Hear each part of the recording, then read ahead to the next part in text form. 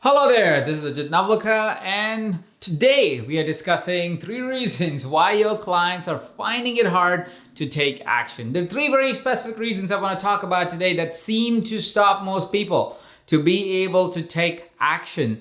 And if you understand these 3 reasons, if your clients in life or in business are struggling to take action, you will be able to turn them towards taking action. So let's get right into it. There are 3 reasons, and these 3 reasons are all psychological that usually stop our clients being able to take actions. And if you're able to direct our energy rightly towards them and ask the right coaching questions, give them the right insights, tell them the right stories, we'll be able to turn them from inaction to action. And to be able to do that, firstly, we need to understand what are these things, and then why do they happen, so we can find effective strategies in context of what your client is currently experiencing.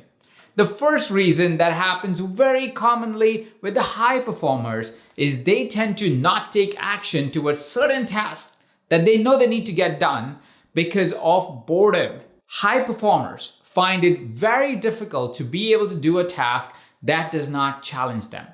You see, we think that when we are at a certain level in our lives, we should be able to automate so much and be able to become so good at something that it's just like autopilot for us.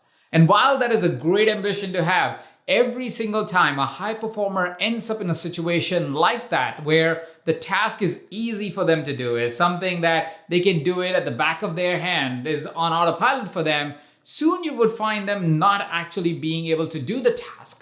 And that has very little to do with anything else, but because it's boring, because it's not exciting, because it doesn't challenge us at all. You see, our minds are wired in a way where when something is not challenging at all, is too easy for us, we tend to avoid it because there is no excitement to achieve that particular goal, to achieve that particular task or complete that particular task. And so we tend to just not want to do it, especially when we are somebody, or we have always been somebody, that is looking for new and exciting stuff. Somebody who has always focused their energy in creating something new in life and creating something exciting in life, which happens to be high performers very often. So what is it that we can do to avoid boredom? Especially when you're working with high performers, always question the goal that they have set themselves to do. You see, high performers also tend to want some sense of security because there's a lot at stake. When you are really successful, everything that you do, people expect it to be a certain quality, certain caliber, and certain size. And because of all those expectations, we tend to play it safe. We tend to go, what is it that I can do? What is it that I know that I can do that will create a particular outcome and fulfill the expectation of the world outside?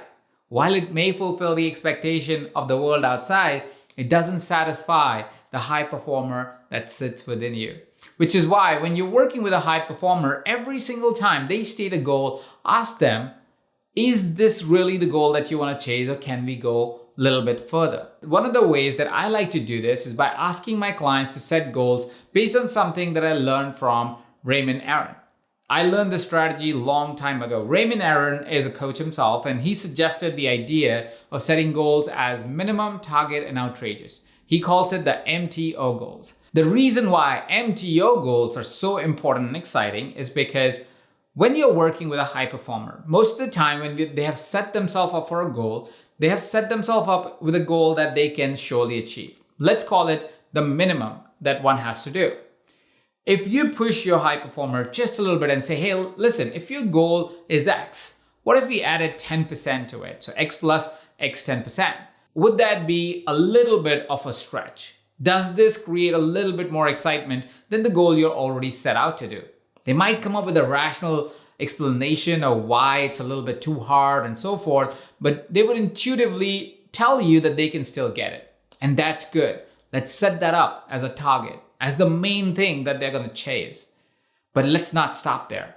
What I really like about MTO goals is the outrageous. Outrageous is where you say, this is a crazy idea. This is a crazy goal. This is really difficult. But if we put it out there and start to plan and hope that we will create the outrageous outcome, it will build a lot of excitement in the high performer, in the client's life. And that is why MTO is so exciting. You still celebrate if you hit your minimum. You still got the goal. But if you hit the target, the celebration becomes a lot more exciting. And if you do outrageous, oh, it's going to be a big party. It's going to be a big celebration. What we're really doing with these MTO goals is we are stretching the challenge, the goal, further than the client may have imagined until then. This stretch of 10% and then maybe a little bit 10% more will create a level of excitement that will bypass their current fear of not trying something different. It'll bypass their boredom because they are now going to try something that's exciting and that's different. It's not the same as, which gives them the joy of creating and gets them out of boredom into a state of creation, in the state of something new. And that is one of the reasons why a lot of high performers tend to not do what they really are setting themselves out to do, or tend to not take action even when they know they should be taking action. The second reason why a lot of high performers and individuals don't take actions is because they get overwhelmed. You see, we live in a world where we have a lot of media coming at us all the time, a lot of strategies coming at us all the time, a lot of ideas coming at us a lot of times. The world is changing so fast. Everything around us changes so fast that if we take all the input that the world is offering right now, we can get overwhelmed. We can get overexposed to all these ideas and strategies and action steps and things to study, and it causes us to back that we can feel overwhelmed. And when we get overwhelmed as individuals, we go into the state of inaction.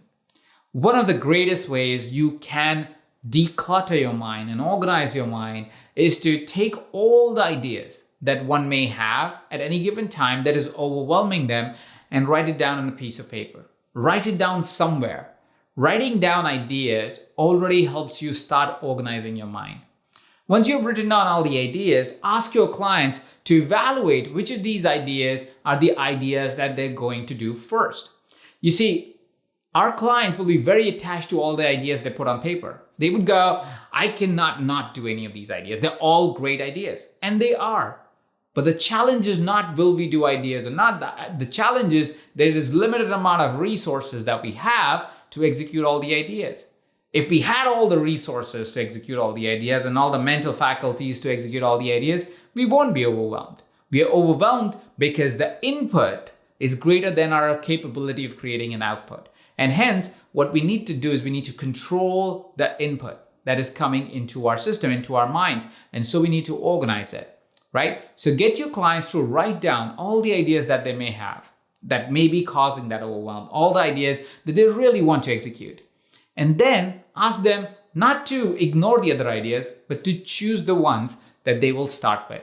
It is like creating a starting ritual. If you don't know what a starting ritual is, if you find yourself procrastinating ever, give yourself a ritual that you would do that will get you out of that state. It's basically how Mel Robbins calls it, by giving yourself 5 seconds. Count yourself down from 5, 4, 3, 2, 1 and just do whatever you gotta do. Right? So it's kind of like that, but in the scheme of a lot of ideas. It's to say, let's pick one idea. Let's just pick one idea and just start it. And once the idea is in motion, us human beings want to finish the idea, finish the task that we have already picked ourselves for us to do, which gets them from a state of overwhelm to a state of action. Because now they've picked one of the ideas and starting to run with it. And because they are starting to run with it, there's commitment and follow through that they will tend to do. And that will get them moving towards a particular direction. Moving towards a direction or taking action will counter their overwhelm. To beat overwhelm, one must organize their mind. And to organize your mind, you need to write down all the ideas, pick one of these ideas, and start creating momentum. And as you start creating momentum, you will see that overwhelm will automatically go away because there's momentum in one direction. You've already made the commitment. You're already traveling in that direction, and you start to say the other ideas can wait. And you might need to remind that to your client. You might need to do this exercise again and again with your client, but it will help them beat overwhelm every single time the overwhelm is paralyzing them. Which brings me the final reason why many of our clients, even when they know they should be taking actions, won't take action. And that is incompetence. or not feeling competent to do something that they have already signed up for. Sometimes we as human beings tend to bite more than what we can chew. We tend to agree to actions and items and projects that we can't really deliver to.